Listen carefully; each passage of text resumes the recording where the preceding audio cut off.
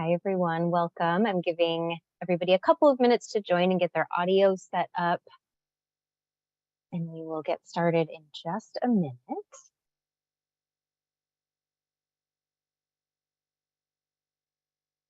And just a heads up, we are recording the session today, so you can always go back and watch the recording on our website and send it to friends, colleagues, all that good stuff.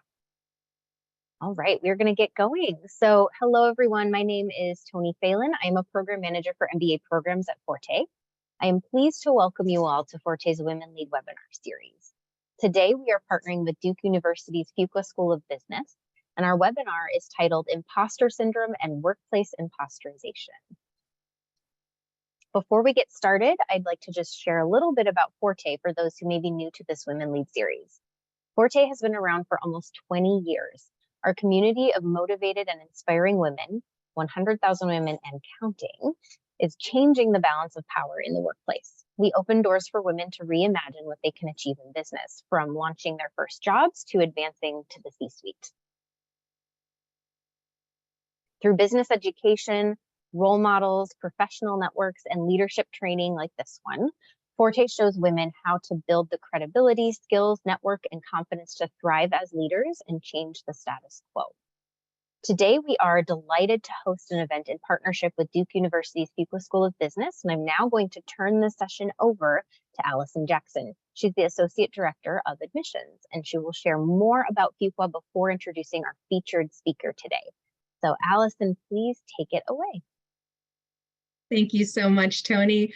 Hi, everyone. My name is Allison Jackson. I'm the Associate Director of Fuqua's Executive MBA programs, and I've been at Fuqua for just over 4 years, and I'm excited to share a bit about our 2 MBA programs for working professionals.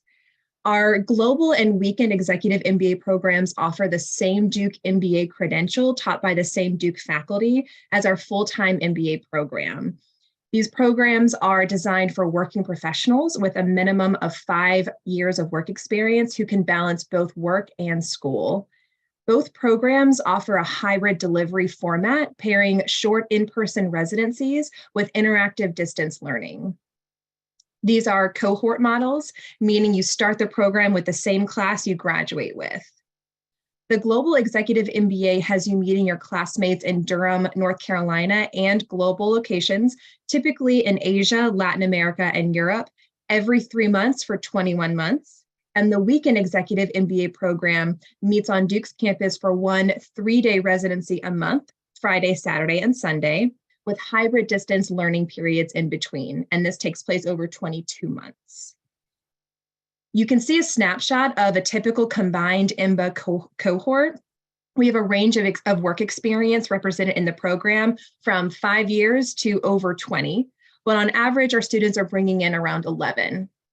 In addition to recruiting the best and brightest minds, we are highly focused on ensuring our cohorts represent diversity in backgrounds, education, and professional experience. We're community-based and strive to attract collaborative, social impact-driven, and curious minds. Our team works closely with prospective students and applicants throughout the process, so I strongly encourage you all to connect with our counselors for either an informational call or a resume review. And at the bottom of the slide, you'll see our upcoming deadlines. We have monthly deadlines designed for maximum flexibility. And we will be accepting applications for our weekend executive program through May and for our global program through June. So to showcase one of our beloved professors at Fuqua who embodies our Team Fuqua mentality and diversity advocate, I'm thrilled to introduce Dr. Jeannie Johnson-Holmes. Dr. Holmes is the Director of Employment Risk at Riskversity and an adjunct faculty member at Fuqua. So without further ado, Dr. Holmes, the floor is yours. Thank you so much. And if you all will bear with me, I'm going to start sharing my screen. I am just really thrilled and excited to be with you all today. And I trust that you've had a pretty productive day so far and that you're at this noon hour or maybe the 11 o'clock hour and really excited about what steps are next for you. before we dive into this topic of imposter syndrome and workplace impostorization, I want you to reflect a little bit on the women who are around you.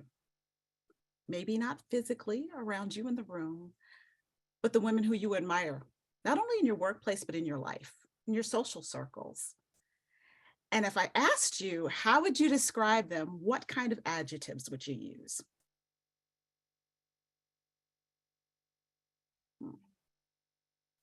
I'm sure for most of you, the words inspiring, courageous, admirable, successful would all come up as you describe them. But if I asked you to describe yourself, what would you say? Now, I'm pretty sure that none of you would use the term imposter, at least not publicly. But in reality, a lot of us view ourselves as frauds. We fear that it's only a matter of time before someone figures out that we don't really deserve to be in the position that we're in, or that we don't deserve the accolades that people are giving us. And maybe that we really don't deserve a seat at the table or to be asked questions or asked to participate in the ways that we have been. So today, I'd like for you to join me just for a couple of minutes on a conversation about this term called imposter syndrome and impostorization. And just as a check, everyone can still see my screen, is that correct? Wonderful. So today we have a couple of goals. Our first goal is I want to share with you what impostorization is, as well as imposter syndrome. I'm sure you've heard a little bit about it. Then I'd like to give you a demonstration of what it looks like, and we'll talk about how it manifests itself in the workplace, as well as in individuals. And then we'll finally get to what can we do to address it in the workplace. So first of all, what is it? Now, I don't know if you all can absolutely see or tell what's going on my screen right now. There's a cartoon, and this cartoon is really reflective of something that actually happened just about 6 months ago. I was asked by someone to do a workshop on imposter syndrome, and instead of saying, "Oh yeah, I'd love to," I gave her at least 3 other people who I thought would be a better presenter than I would. Now, let me be honest with you, it wasn't some sense of false humility. It wasn't that I was nervous. It wasn't that I was too busy.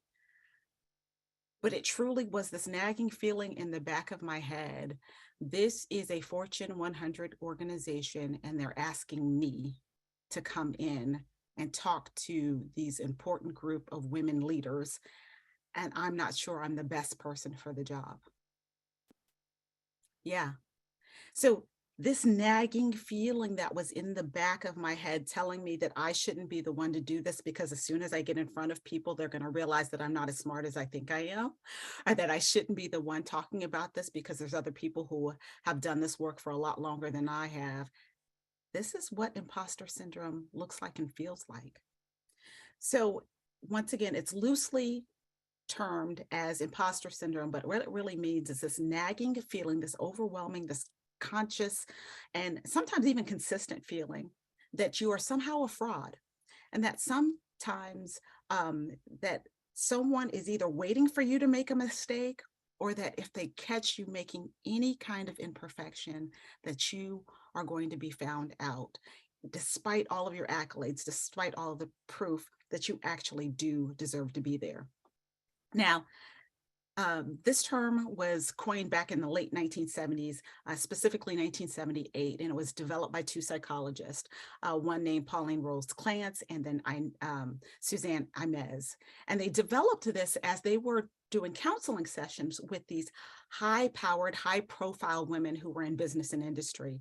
And what they found is this trend that these women who had these wonderful jobs and positions that in the 1970s and the early 1980s was really unusual, that these women were consistently having these imposter feelings, feelings that everyone else had to be overestimating their abilities, and that they were, in actuality, they believed that they were inadequate for the positions that they filled, and that they were inevitably going to be revealed as frauds.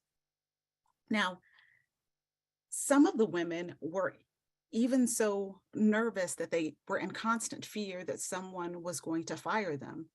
But it's important to understand that not, even though they started off by looking at women, this is not something that's gender bound. It's seen both in men and women. In fact, the statistics show that 66% of women experience it, and about a little over 50% of men say that they've experienced imposter syndrome over the last 12 months. And this is by a survey done by HR News.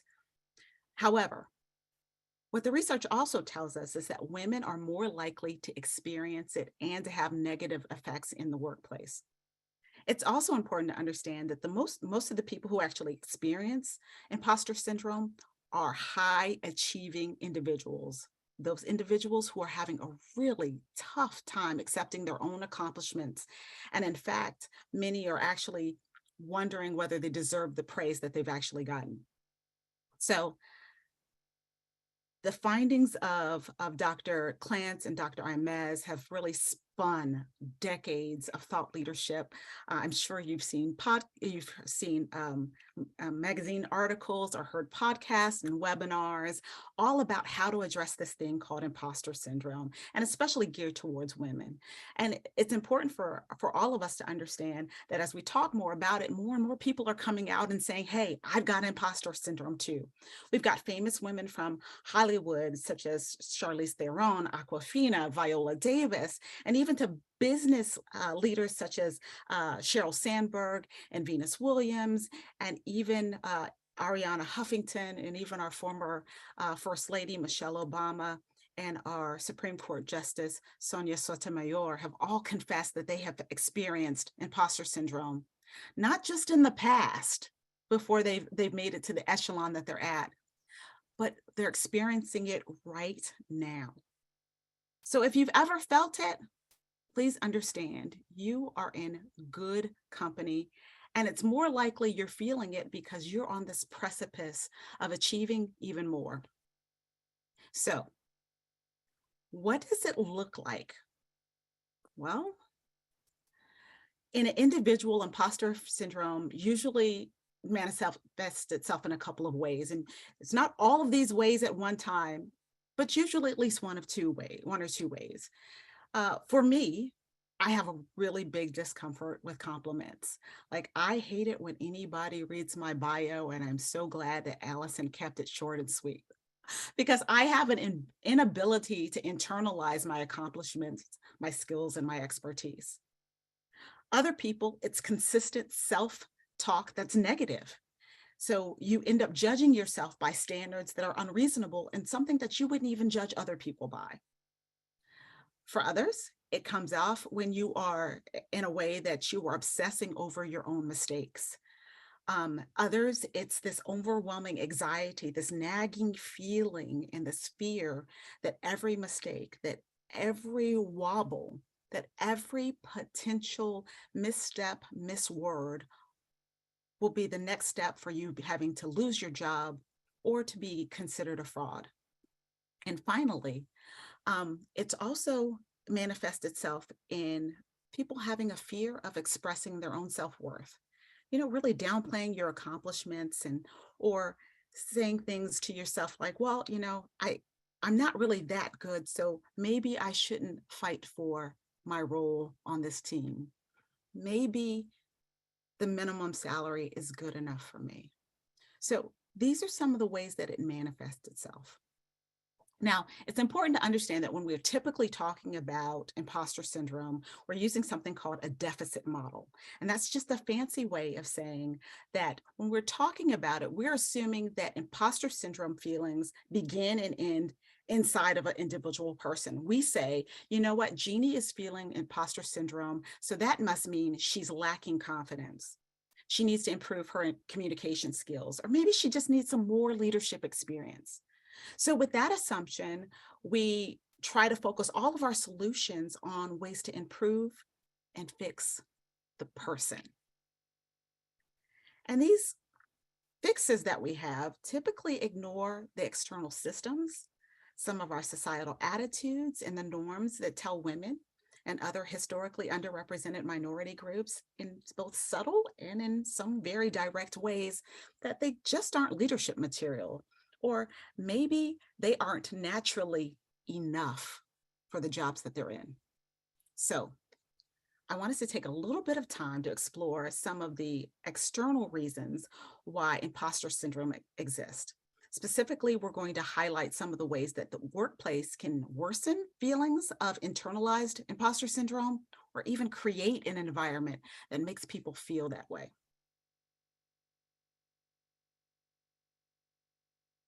So, a lot of the impostorization that happens in the workplace is really instigated by our leaders' behaviors or the culture within the organization. For example, when there are ambiguous or always the goals are shifting on a regular basis, this gives people a lack of stability. They aren't really clear about when they're succeeding or when they need additional help. And so that can lead to people feeling like an imposter because they don't know what they're supposed to be doing. Also, poor feedback is one of the main reasons as well. And there are a couple of reasons why. And I'll just start off with the area where I struggle. Once I told a new employee this statement. I said, hey, listen, I don't expect you to need any help from me, but if you have any questions, just send me, what you need and tell me what you need. But I really expect you to just get it done and send it to me. Right. So while my intent was to express my confidence in her ability to just do the job and do it well without my intervention, my words actually didn't align. And in fact, my impact on her was impostorization, because what my words said was, you know what? I'm going to emphasize my expectation. My expectation is that you're going to get it right the first time. It wasn't really emphasizing her expertise and her knowledge. So the way that I presented the feedback told her that any question that she might have would go against my expectations that she already knew how to do the job. Now, there are other examples of poor feedback execution that have been well documented in the research. In fact, what we see is that women are more likely to be given ambiguous feedback when it's positive, and or no feedback at all when it's negative. In fact, there's the term that we use, we call it benevolent sexism, that happens quite a bit with feedback. For instance, we could say, Jeannie, you're doing a really good job. Generic, right? You're doing a great job. We really hope that you continue doing what you're doing. Just keep working hard, and we know that you're going to do great. While my coworker John might get some more specific feedback, which might be, you know what, John, we really appreciate how you were able to get your division up by 25% this last week. We did notice that some of your reports were coming in a little incomplete. So what we want you to do in the next couple of months is to work on your completion rate, as well as your administrative organization, and some of your delegation skills. So what the research shows us is that a lot of times our leaders are more comfortable giving men specific and direct feedback than women. And when we give women ambiguous feedback, or any underrepresented minority, they feel lost. They flounder because they don't really know what is necessary to get to that next step. We also foster impostorization when we start rewarding or even expecting overwork. For example, if Jeannie is doing her job and she's doing her job well, but we turn around and we look at Jill and say, you know what, let's lift her up, because Jill is doing okay, but she comes in and she does overtime all of the time. She neglects other things that she's supposed to be doing to hit our specific goals that are outside of her job duties. And so what we do is make it hard for people to understand what is actually required. And it makes it hard for someone to feel like they can do their job and actually reach that level of expectation. Now, this fourth area of assimilation is really tough, because a lot of our organizations these days, we're like, hey, be your authentic self, come into work and be who you are, because we want authenticity. But the truth is, the data shows that we reward men for being authentic, but we actually punish women and racial minorities for being authentic. For example, if a man comes in and talks about, I might be a little bit different from other guys because, hey, I really like yoga. It's like, oh, wow, he's a Renaissance man. He's really in tune with his feminine and his masculine side. However, if we have a woman who comes in and says something like, you know what, I'm really interested in knitting because it's not something other people are doing in her area. It's like, oh, wow, ugh, that seems really homely. She doesn't seem like she's very aggressive if knitting is what she likes to do, right? And so we do this in a couple of different ways. We shame and we punish people for making mistakes when they bring their authentic selves, as well as we see it manifest itself in terms of microaggressions. So one of the things that we see when people make mistakes is when men are pushy or aggressive in the way that they speak, especially in meetings, it gets downplayed. And they are seen as more intelligent. They are seen as more intelligent. But when women have the same behaviors and they are aggressive or they even interrupt during a meeting, they're seen as less intelligent. They are seen as less professional, and they are seen as less team oriented. So when we start thinking about what assimilation means, we need to also think about how we punish and reward people for being like everyone else versus being truly themselves. Because microaggressions are likely to come in these environments as well. For most of you on the screen, you can't truly probably tell what my hair looks like, but my hair is in its natural state. It's very coily, very kinky. And a couple of years ago, I decided to put it in locks, really small locks. And I remember someone pulling me to the side and they said, it's kind of cool that, during this shutdown, so this was in 2020, that you decided to do something with your hair, but did you really think it was a good time to shave your sides and, go with a radical locked look? Why, yes, I did. So what that person was really telling me was, you know what, Jeannie, your new look doesn't fit in with what I deem as professional. Your look isn't exactly what I would assume someone of your stature or someone in your position should do. And so it's these little statements. They never said specifically that they didn't like my hair, that I shouldn't have my hair, but they told me in indirect ways that I, being just me, being myself, wasn't really leadership potential, and it wasn't really professional anymore. We also see impostorization happen at work when there is a lot of pressure on individuals to represent your group. So those of us who've ever been what we consider a token or even a trailblazer know what it feels like to walk into a room and look around and see I am probably the only one visually who looks like me. And when you feel a pressure to either represent your whole entire group or someone even asks you to do so, you don't really feel like you can be yourself. A lot of times you are told directly or indirectly that maybe your role in the organization is to represent that group, and that's the only reason that you're really here. And other times it's because you take on that role yourself, that you feel so much pressure because you are one of the first or one of the few, one of the only, that you have this thing called stereotype threat. You are so scared of making a mistake because you know that mistake not only reflects on you, but the other current employees who look like you and even future employees that could be brought in who look like you. So all of these issues actually really create an environment where people feel like they can't truly be themselves, and they are always waiting for that second shoe to drop. They're in fear that someone's going to find out that they're just not the leadership type.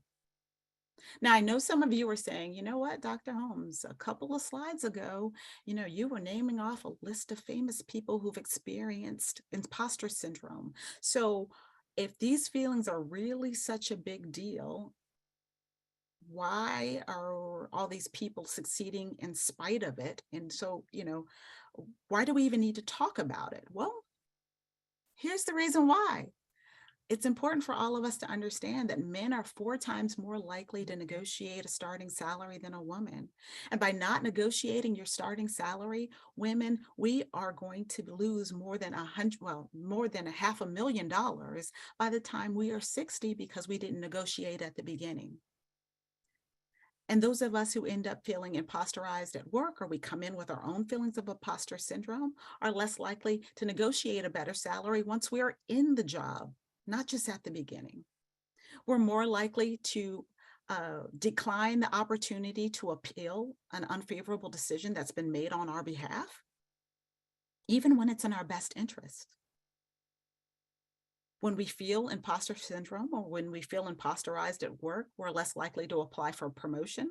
We're less likely to apply for a development opportunity. We're less likely to speak up in a meeting. We're less likely to give a dissenting voice or bring up something where our insight and expertise is a little bit different from other people in our organization. So all of these negative outcomes impact not only the careers of individuals, these individual women in the workplace, but the truth is what it's doing, it's also impacting the ability of the organization as a whole to function in its full and most productive manner, because it hasn't created an environment where everyone can feel and know that they are able to work at their fullest potential without the fear of threat. So here's the point. We don't want to just ignore the barriers that are in the workplace because people have already succeeded in spite of them, right? Let's be wise. When we recognize that our systems or that our culture actually creates impostorism, let's pause. Let's look around, understand what might be causing those things, and then move to correct it. We want to reduce the number of barriers that individuals and our organizations have to be successful, and we don't want to just be complacent with the status quo. So as we move to this last section of this collaboration, I want us to start thinking about what we can do about it. Now, I've been talking for a little while now, and I'd love to see what you all are talking about in the chat area. When we start thinking about imposter syndrome, I know that not all of us experience it, but I'm pretty sure we've seen other people experience it if we haven't experienced it ourselves. And I need you to also understand that just because you have no imposter syndrome at work doesn't mean that you might not have imposter syndrome in other factions of your life. You could feel like an imposter when you're around your social group, in a professional organization, and maybe you're fine at work.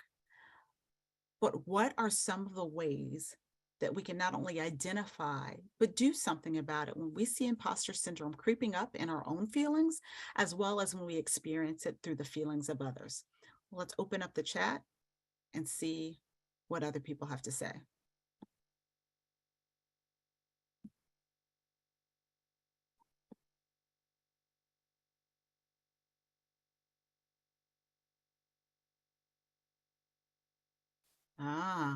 I see there's someone named Lori says, as an introvert, being told to talk and assert myself more in meetings is exhausting. I am an expert in my field, but because I didn't speak often, I'm not viewed as one. Listen when I do speak because I guarantee you'll learn something. Oh, that is a great, great point. Yes. So we've got to recognize when we start having expectations, or we start building a prototype of what a leader looks like. And usually extrovert, is like high on that list. And not everybody's going to be an extrovert. Thank you.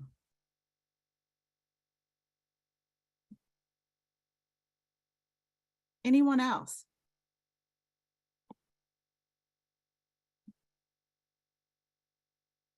Alexa says a tactic that a tactic that was shared with me was checking the facts. When I feel imposter syndrome creeping up, I try to take a moment to evaluate what's actually happening.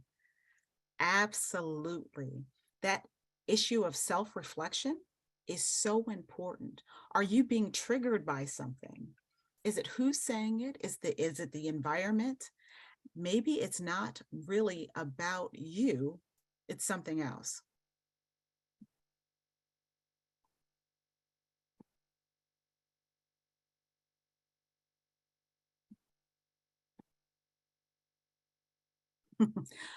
Thank you, Sharon Drake, for sharing the quote. Don't believe everything you think. Absolutely. And once again, that also points to that self-reflection.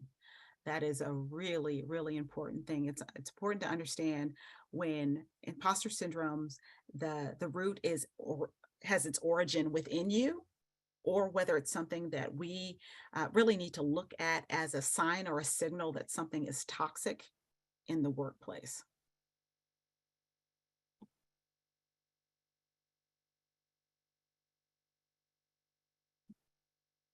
Larissa Ray says, what I'm starting to do is in my mind is whenever I hear myself starting the negative talk, I stop and switch to positive talk. Absolutely. I'm a negative talk person in the bathroom in the morning. It's terrible. In fact, so I had to give my husband permission. I said, hey, if you hear me speaking negatively about myself, because I'll randomly blurt out like, oh, that was so stupid, or oh, you should be ashamed of yourself. My husband now, he'll knock on the door and say, hey, are you talking bad about my wife? She's awesome. And it sounds really silly, but it snaps me out of it. And so you've got to give not only yourself permission to snap you out of it, but also others.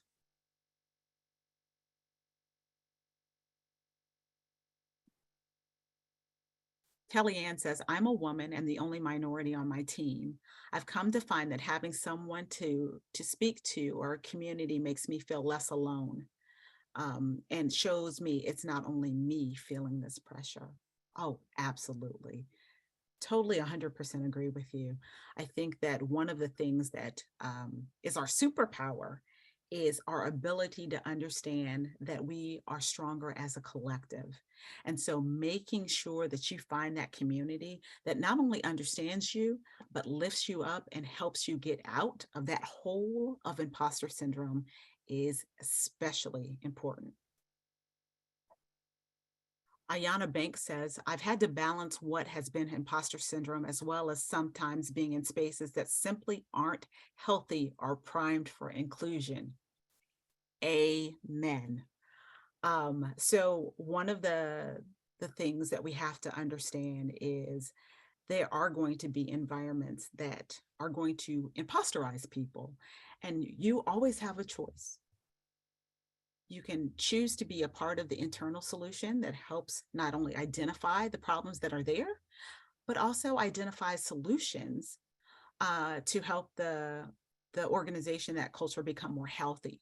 Or you have to decide, you know what, right now my health is a little bit more important and I don't have the additional bandwidth or energy or space to help with this. So it might be time for me to leave. And sometimes one of the healthiest decisions you can make is to leave.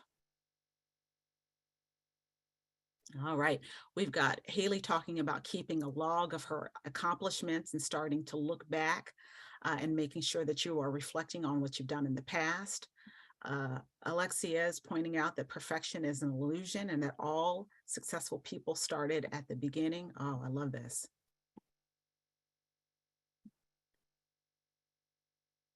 Janet says that she really struggled with this at the start of her career, but it gets better. My friends played a great role. They always hyped me up and spoke positivity towards my work. Also, a mentor at work has always had my back.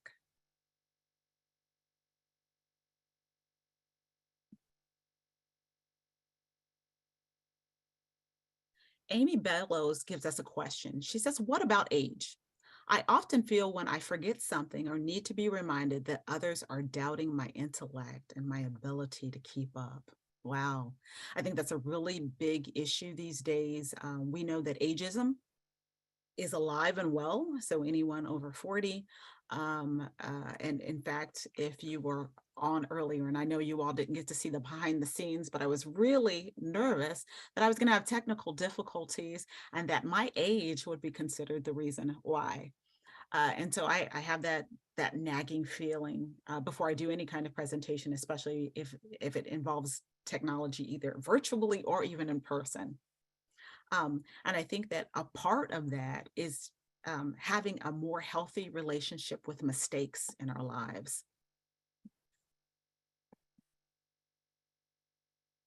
Great questions. Now,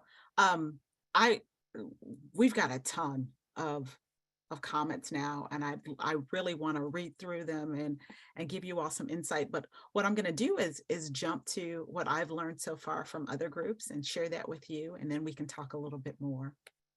So, in my line of experience, as well as the research, there are a couple of ways that I've seen people successfully combat imposter syndrome. And a lot of it is what's already been acknowledged in a lot of the chat so far. First of all, acknowledge it, understand that it is all right to have it. And if you can, find others who have had the same feelings. You know, it is so refreshing to realize that you're not the only one, that you don't want to feel like you're being gaslit, right? Like what people are saying, that's not really a big deal. Nobody else is getting upset about it. But then you find your crew who not only acknowledges your feelings, but says, hey, I've had that too. That makes a world of difference, because one of the worst things that can happen with imposter syndrome is it leads to feelings of shame, and shame only breeds in isolation and in silence. So when we can break the silence and isolation, we have a pathway to healing. Someone has also pointed out to make sure that you are reviewing your accomplishments on a regular basis. So I've heard, hey, make sure that you are reviewing and updating your career map, which is just another fancy way of putting together your resume and your accomplishments. Look at it on a regular basis to remind you how awesome you are, to remind you the growth that you've had in the last couple of years or even the last couple of decades. For people like me, I need to learn how to accept compliments a little bit more.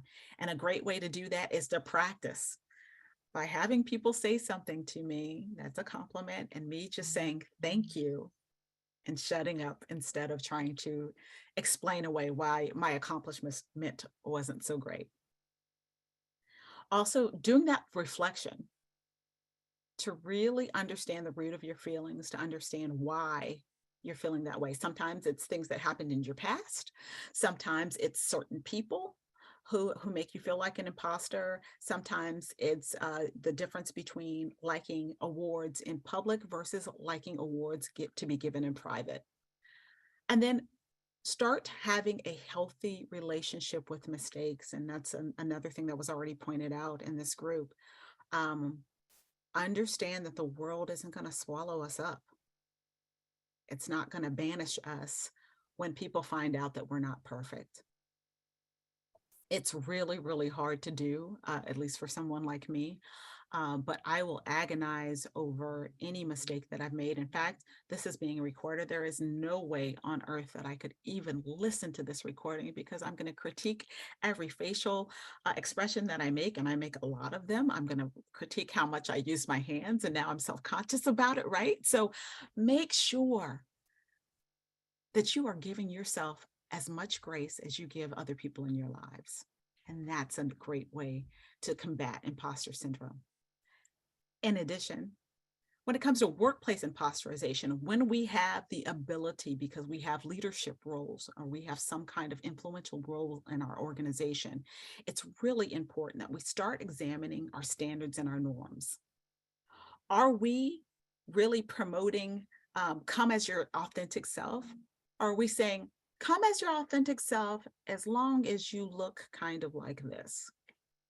I was working with an organization, one of my clients yesterday, and we got into a conversation about how, although they had surface level diversity in leadership ranks, someone who had just started the organization said, yeah, but you can really tell that there's a cookie cutter, there's some kind of pattern, and all of these leaders are really more alike than they are different. So make sure that there aren't any underlying unconscious biases that are going on that's telling people that they're not good enough unless they act like this, they speak like this, they went to this kind of school, they speak up a lot, or they speak up just right in meetings. Make sure that those norms and those standards really are making it a welcoming place for everyone. Also build up those feedback skills. So you don't want people to go into feedback situations and be so scared of hurting someone's feelings that they give ambiguous feedback that really isn't good. Because once again, this leads to impostorization, because people don't get enough feedback to make improvements or really know where they are in the organization. And you also don't want to be on that side where you only point out the criticisms, but you want to make sure that your managers and your leaders understand how to affirm what's going well in the organization. Now, here's the hard one, and address those microaggressions. It's hard because sometimes we're not even attuned to understand when a microaggression happens. I know I have a friend who's she is a second generation American, and people assume by her name and by the way that she looks that she is a new immigrant sometimes. And so they make little comments about, where are you from? No, I mean, where are you really from? When she's told them she's from Ohio, and they keep asking more and more. And these microaggressions, there's nothing wrong with asking, where are you from, right? It becomes a microaggression because when she says she's from Ohio, they say, no, where you're really from. And she says, from Cleveland. And they say, no, like, really, where are you from? And she says, okay, Shaker Heights. I don't know what you're trying to get to.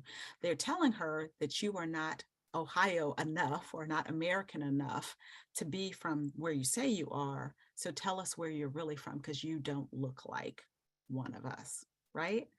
So make sure that you are addressing those microaggressions, because you might not even hear them. When that was happening to my friend, I didn't even hear it, because no one ever questions my nationality. When I say I'm from Ohio and I'm from Dayton, they go, oh, okay. But she has a different experience. And so I can't tell her, get over it. It wasn't that big of a deal. It was just trying to get to know you better. But start recognizing microaggressions through other people's eyes. Yes, and even when it comes from a client. Sometimes one of the best things that you can do when someone makes a microaggression, like someone says something like, oh, you know what, you speak English really well. You say, oh, I'm assuming you meant that as a compliment. I'm just wondering, why would you think I wouldn't speak English well? Sometimes when you just flip the question around, trying to find out what somebody else really means, that helps. It gives them an opportunity to think about what they said. And someone is asking, can I address microaggressions if they're directed at someone else? Absolutely, especially if that person looks uncomfortable. Now, here's the tricky part. I don't always need somebody to ride in on their white horse to be my savior, right? Sometimes I can speak up for myself. And so it's best to ask permission, if appropriate, in that situation before you step in. Or you can say things like, so if someone said something about my hair in particular and said, oh, wow, Jeannie, what's going on with your hair these days? So I was like, are you about to start a reggae band or something? Then you could say, it would be okay with me if a friend of mine stepped up and said, so do you make a remark about every time someone changes their hair? Is there something about Jeannie's hair that is different? Just make people think. And I to be honest with you, that's probably going to get somebody on the defensive. But the truth is, it's important that whether you address it when it happens or whether you give that person, the person who makes the microaggression, a couple of seconds, and then when they are out of the public eye, talk to them later and say, hey, you know that thing that you said about Jeannie's hair? I'm not sure it landed the way you think that it did, because Kim changes her hair all of the time and you never associate it with anything. I'm not sure why you did that. Having those kind of conversations. Also, when it comes to workplace impostorization, it's important that you start making sure that when you're at a table of influence, you start looking around and notice who isn't at the table, whose voice isn't heard. When we've decided that we are going to start making a new product, make sure that the people who are going to be most affected by the new product or who we're marketing to, their voices are heard at the table. Oh, I love Kellyanne. Thank you for that. Kellyanne pointed out that ignorance is bliss, and posing the question on them shows them how it came out. Speak your truth, even if your voice trembles. Yes, one of the most powerful things to combat imposter syndrome is to let other people know that they hear and they see what you're experiencing. Because once again, imposter syndrome, if someone's feeling it, it makes them feel like they're alone. It makes them feel like they're isolated and that no one truly understands or sees them. So when you can speak up on behalf of someone or even for yourself, it helps build power. And finally, for those of you who are in leadership positions or mentoring positions, make sure you start normalizing these feelings and tell people about your falling forward stories. So those stories where, you made some mistakes. I remember going into one of my first meetings where I had to make a presentation to the executive vice presidents, and I made a huge faux pas. And I tell that story to people who I mentor on a regular basis. I tell them about the mistake that I made, how I felt, my decision-making process to decide whether I needed to go to each one of the executives one by one to apologize, and I talked about the mentors that I talked to and how I was able to rebound in that situation. Because a lot of times we don't understand or we can't foresee how we're going to get better or how we're going to overcome this situation because it feels so crushing.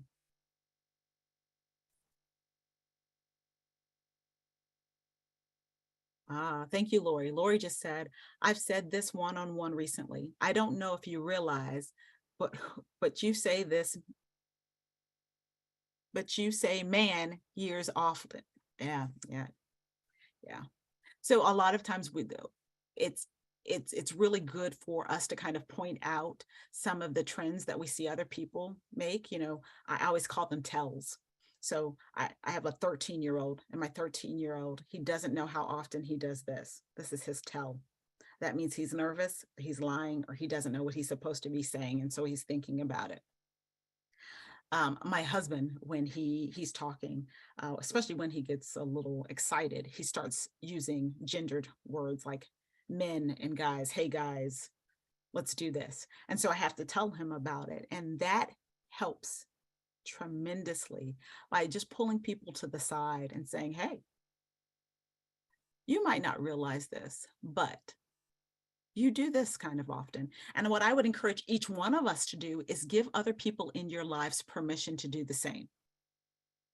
Have trusted friends, have colleagues, and even have someone that, maybe you don't like too much because they're going to find every mistake that you made. Give them permission to tell you if they're not always already doing it on their own.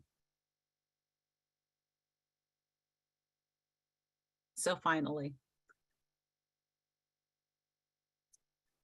I just want to leave you all with this. Imposter syndrome is something that is going to be around for a while. It's been around since before the term was coined back in the late 1970s. But it's important that you all not only understand that it exists, but know that you have agency, you have power in not only transforming the feelings that you have yourself, but you have power in impacting how other people feel imposter syndrome in your organizations, whether it's a workplace or social spheres outside outside of the workplace, from schools to religious institutions and professional organizations. This year, the Forte Foundation has presented a variety of workshops on different topics, from everything from leading without authority to leading diverse teams and the science of motivation. And they're going to have many more to come.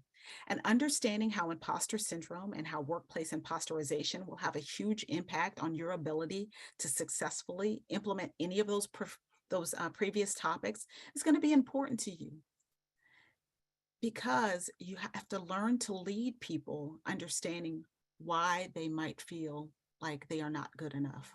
How do you motivate people when they feel like they're being imposterized in the workplace? We need to make sure that we start recognizing and correcting these factors in the workplace that become obstacles to everyone having a strong and healthy environment to work. And as I close for you, and we're still going to have some time for a Q&A, I want you to know that you're not here by luck. The position that you are currently in, you're not here solely because of affirmative action mandate. You're not even there by chance. You deserve to be in the positions, at the tables, in the committees, on the teams, and on the projects that you are on. And quite frankly, your current and your future employers need you to bring your full self, your unique experiences, your opinions, and your insights to their organizations in order to be better. They get nothing from you shrinking back and assuming that you can't share those things. And shame on them if they punish you for doing so, because that just means they don't deserve you. I want you to know that when you start feeling those feelings of impostorization, that you're still in good company.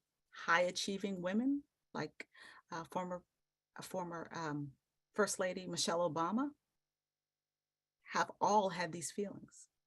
And know that sometimes when you have these feelings, it's less about the things that you need to do to boost yourself up and more of a signal that your organization's culture needs adjusting and that you can be a part of changing that culture. So the next time you feel it, I want you to embrace it, learn from it, and try to change that imposter syndrome into a sign that you're stepping into something that's leading you towards greatness. Because when you start feeling those experiences, those feelings of imposter syndrome, that means you're usually striving for something larger than what you've ever walked into before. And that's a great signal. All right, we're going to open up for some more Q&A. Thank you so much, Professor Holmes. This has been amazing so far. I know it's resonating with everyone in the audience. For what we're seeing in the chat, it's resonating with me. So thank you so much for your insights and everything that we've talked about so far. And we're getting some questions, so I want to maybe get to a couple of them. So we've got a little bit of time. So one of the questions, and you talked a little bit about this, but one of the questions that we got was, they wish that more men leaders in the workplace knew about this and understood how much it affects their women employees. So how do we help educate them on this, or how do we maybe, if it's a men at the top, how do we manage up? How do we, anything you want to say on that topic? Well, the beautiful thing is imposter syndrome, once again, is not gender bound. Typically, we talk about imposter syndrome with women because there's this assumption that women are impacted more, and quite frankly, it's because we report it more. However, this is an issue for both men and women, but when I talk to organizations as a whole, I'm usually not talking about this in terms of imposter syndrome. I talk about it in terms of psychological safety and really creating a more inclusive workplace.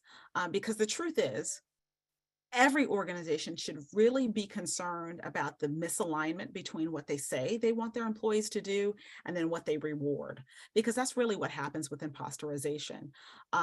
We allow certain things to really shape our culture, even if we say it's not something that we want. So we say things like, hey, we want everyone to come and be themselves.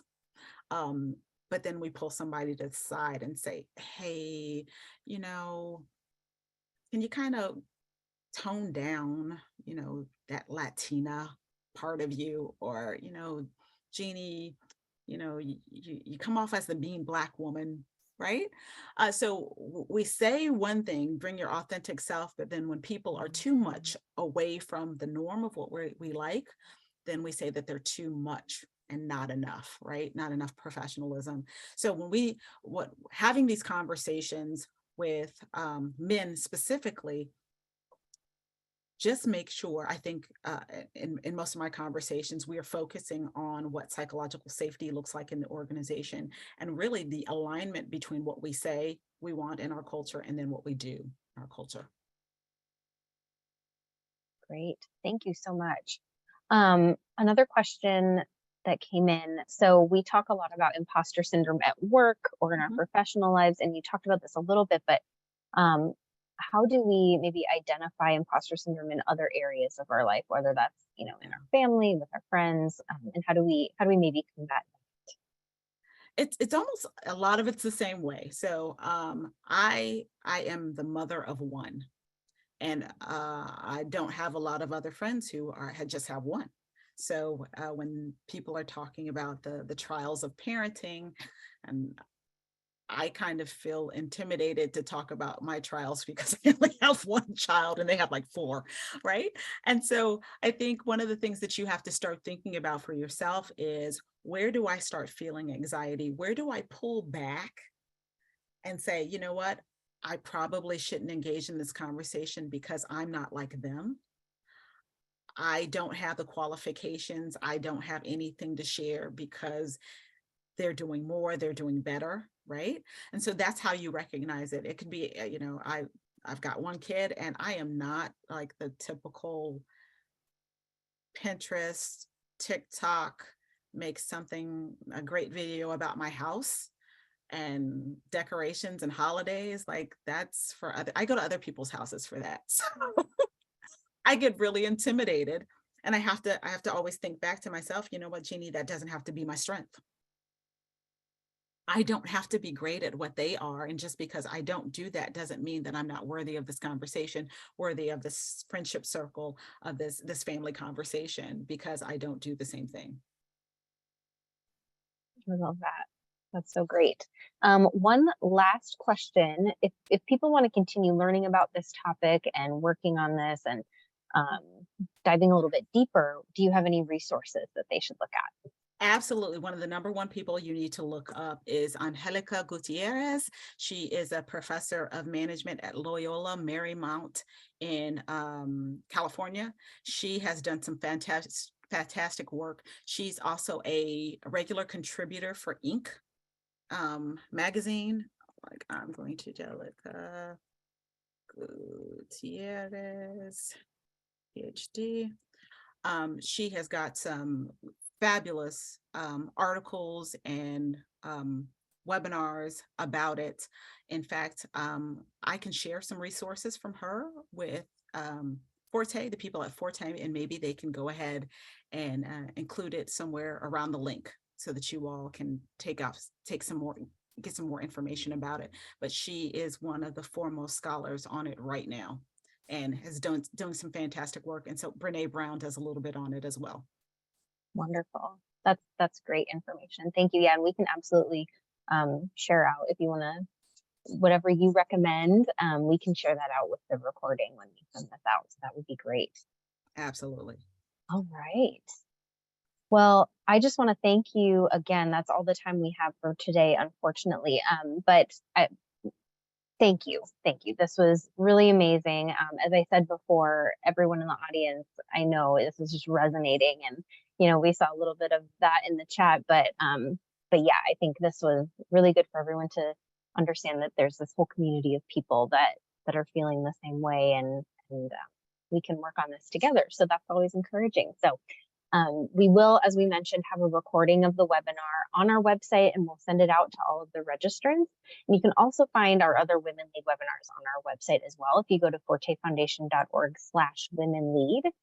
And so I just want to thank you again, Professor Holmes and Allison for joining us today.